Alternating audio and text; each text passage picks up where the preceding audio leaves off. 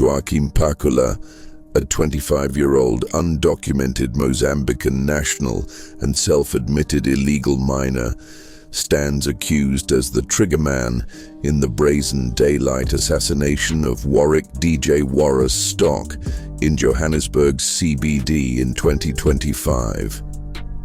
Based on CCTV footage and his own confession, Pacula, described as a short man with dreadlocks at the time, allegedly approached Stock, who was installing a biometric system in a hijacked building, and fired 5 shots at close range using a gun concealed in a gift bag.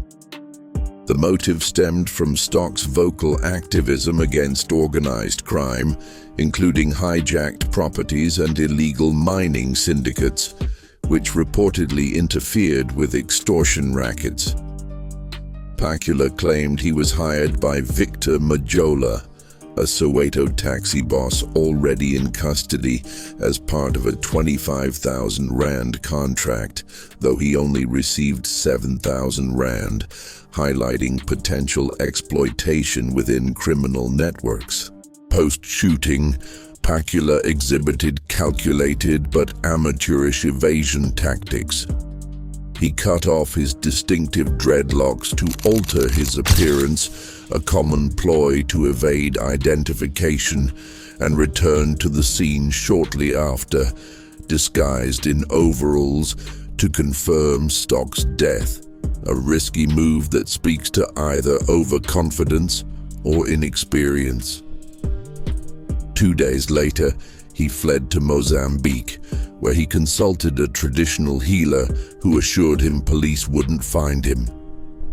However, driven by hunger and poverty, he returned to South Africa, resuming life in the Marathon informal settlement in Primrose, Ekurhuleni, an area rife with Zama activity and prior raids netting over 100 undocumented miners since 2023.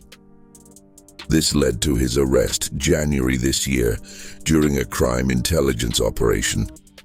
A second accomplice remains at large. Following his arrest, Pacula provided a detailed confession outlining the hit's planning and execution. Police escorted him back to the crime scene for a reenactment, where he demonstrated the shooting's mechanics, positions, shots fired, and escape route, to corroborate his account against physical evidence like bullet trajectories and witness statements. This procedure, common in South African investigations for verifying confessions in high-profile murders, would have been conducted under guard, likely in handcuffs, to ensure safety and evidentiary integrity. Pacula's defense strategy could pivot toward mitigation rather than outright innocence, given the overwhelming evidence, CCTV matches, confession, and syndicate links.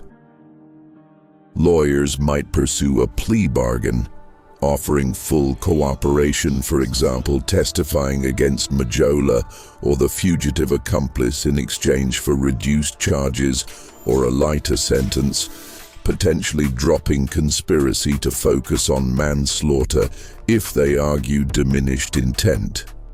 Alternatively, they could portray Pacula as a victim of systemic poverty, fleeing economic despair in Mozambique, lured into illegal mining in South Africa, and exploited as a disposable hitman due to his desperation.